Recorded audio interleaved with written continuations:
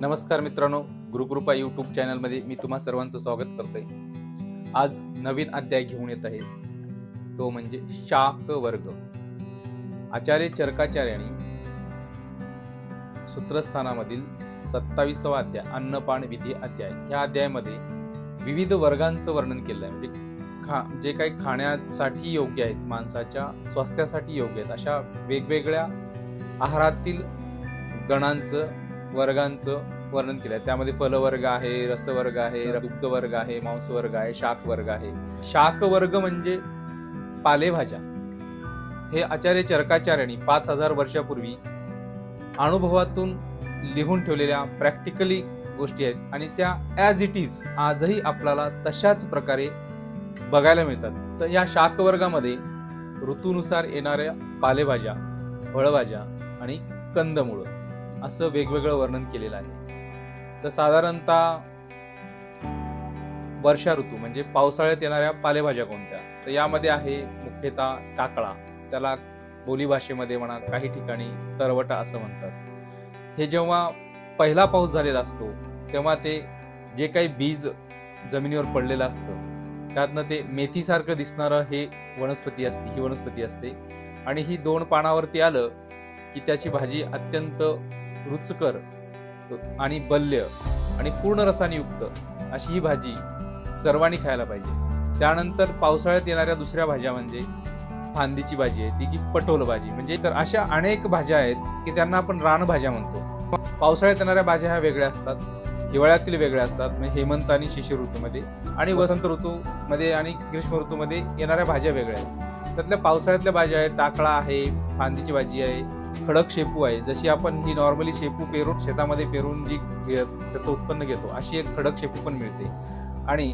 ती खडकावरच असते आणि छोट्या प्रमाणात असते। ती फक्त पावसाळ्यापुरतीच आपल्याला बघायला मिळते, पाऊस काळ संपून गेला की ती बघायला मिळत नाही। त्यानंतर श्रावण महिन्यात येणाऱ्या मशरूमचं सुद्धा चरकाचार्यांनी वर्णन केलं आहे। सर्पछत्री सोडून अन्य सर्व छत्री, म्हणजे हे मशरूमचं, त्यांना मशरूम काय आहे माहिती नसेल पण त्यांनी छत्रीचं वर्णन केलं आहे। पावसाळ्यात काही ठिकाणी शेतावरती आंबाड्याचं बीज पडलेलं असतं, तर ही पण भाजी आपल्याला बांधावरती बघायला मिळते। ती पण 2 पानावरती आल्यावरती त्या पण भाज्या खाल्ल्या पाहिजे। टाकळा खाल्ला पाहिजे, फांदीची भाजी खाल्ली पाहिजे, खडक शेपू खाल्ली पाहिजे, सराटे म्हणजेच गोक्षूर याची भाजी खाल्ली पाहिजे, तांदूळाची भाजी खाल्ली पाहिजे, पुनर्नवाची भाजी खाल्ली पाहिजे।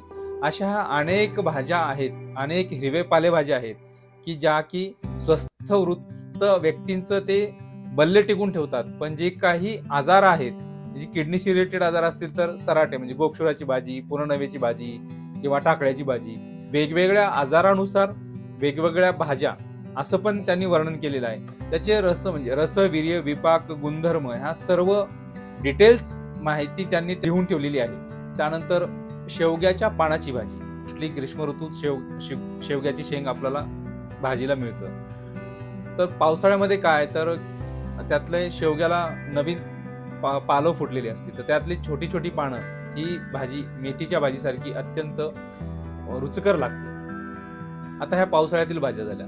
तर हिवाळ्यात येणाऱ्या भाज्या कोणत्या, हरभऱ्याची हिरवी भाजी खोडून घेतलेली, त्यानंतर करडईची भाजी, करडईच्या पानाची भाजी, मोहरीच्या पानाची भाजी, अशा अनेक भाज्या आहेत की ज्या हिवाळ्यामध्ये अत्यंत बलकर, रुचकर आणि बलवर्धीकर असतात। आणि महत्वाचं म्हणजे काय, तर पावसाळ्यात ज्या येणाऱ्या भाज्या आहेत मोस्टली ह्या रानभाज्या असतात, ज्या शक्यतो शेतामध्ये कमी पण बांधावरती जास्त आणि डोंगरावरती जास्त अशा प्रकारे सापडतात। आणि ह्या भाज्या ह्या पूर्णतः ऑर्गॅनिक असतात। आणि पावसाळ्यात येण्याचं महत्वाचं म्हणजे करटुल्याची भाजी सुद्धा पावसाळ्यात अत्यंत उपयोगी असते। दुसरी महत्वाची म्हणजे भाजी कारवेल्लक म्हणजे कारल्याची भाजी, प्रमेही रुग्णासाठी अत्यंत उपयुक्त असं असणार हे कारल्याचं फळ आहे आणि त्याची भाजी आपण साधारणतः करतो। आणि बऱ्याच ठिकाणी पूर्वी कारल्या ज्वर आला असेल, नवज्वर असेल तर कारल्याच्या पानाच्या रसाची गुटी करून हे लहान बाळांमध्ये द्यायचे, ते आम्ही पण घेतलेली आहे। हिवाळ्यामध्ये येणाऱ्या भाज्या म्हणजे हदग्याचे फुलं असतील, हदग्याच्या फुलाची भाजी मधुर असते। उन्हाळ्यातली व्यवस्था पूर्वी आम्ही खेड्यांमध्ये बघायचो की ज्या काही हिवाळ्यात येणाऱ्या भाज्या आहेत, हरभऱ्याची भाजी असेल किंवा करडईची भाजी असेल किंवा मोहरीच्या पानांची भाजी असेल, ह्या भाज्या आई किंवा आजी बऱ्यापैकी त्या खुडून आणायच्या, घरावरती म्हणजे अंगणात वाळवत घालायच्या आणि त्या उतरंडी म्हणजे मातीच्या मडक्याची या घरांमध्ये उतरंड असायची, त्या उतरंडीमध्ये ते भरून ठेवायच्या, ज्याने सुकून ठेवलेल्या भाज्या त्या उपयोगात आणल्या जात होत्या. आणि पूर्वी ज्या पद्धतीने सांगितले त्या ऋतूनुसार जर आपण आहार म्हणजे शाक वर्गांचं पालेभाज्यांचं सेवन करत असू तर त्यातनं मिळणारे आणि सेंद्रिय विशेषतः सेंद्रिय असतील तर त्यातनं आपल्याला विटॅमिन्स, मिनरल्स, विशेषतः हिरवे पालेभाज्यामध्ये विटॅमिन्स ए, विटॅमिन B12 अशा गोष्टी मिळतात. गुळवेलाच्या पानाची पण भाजी सांगितलेली आहे, पण साधारणतः ती गुळवेल अत्यंत कडू रसात्मक असल्यामुळे ती भाजी काही खाल्ली जात नाही. तर बऱ्याच वेळेस आपण त्या पानाला उकळून त्याचा सूप करून जर ते तुपाबरोबर खाल्लं किंवा तुपात फोडणी देऊन खाल्लं तर ते अत्यंत रुचकर पण होतं आणि ती पौष्टिक पण होतं. हिवाळ्यात येणाऱ्या भाज्या ह्या आपण पालक आहे, आंबट चुका आहे.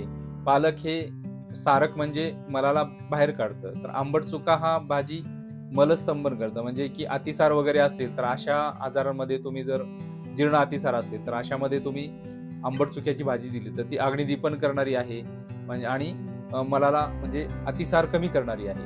ज्यांना कॉन्स्टिपेशनचा त्रास आहे अशा व्यक्तीने पालकाची भाजी खाल्ली पाहिजे किंवा कांद्याची पात येतं, कांद्याची पातीची भाजी खाल्ली पाहिजे. कंदमुळांमध्ये बरेच कंद आहेत, त्यामध्ये बीट असेल, गाजर असेल, मुळा असेल. विशेषतः म्हणजे कंदमुळातला अत्यंत उपयुक्त कंद म्हणजे सुरणकंद.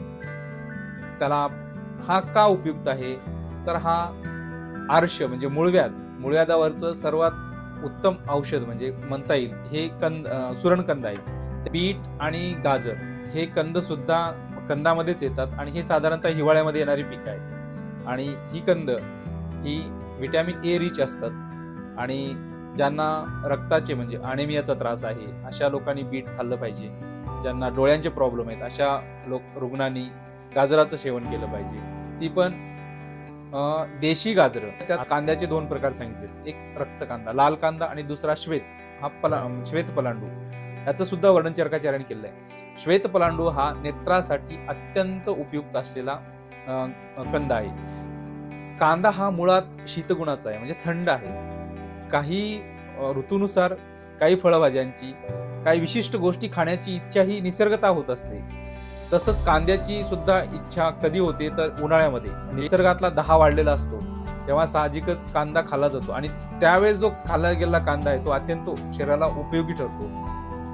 तुम्हाला कोणतेही साधारण आजार असतील किंवा दुर्धर आजार असतील किंवा जी क्रॉनिक म्हणजे जुनाट आजार असतील तर याबद्दल आयुर्वेदिक उपचार हवे असतील तर त्यासाठी किंवा मार्गदर्शन हवं असेल तर त्यासाठी गुरुकृपा आयुर्वेद हे आपल्या सेवेसाठी कायम तत्पर आहे. या व्हिडिओमधील माहिती आवडल्यास हा चॅनलला सबस्क्राईब करा, व्हिडिओला लाईक करा आणि शेअर करा. धन्यवाद.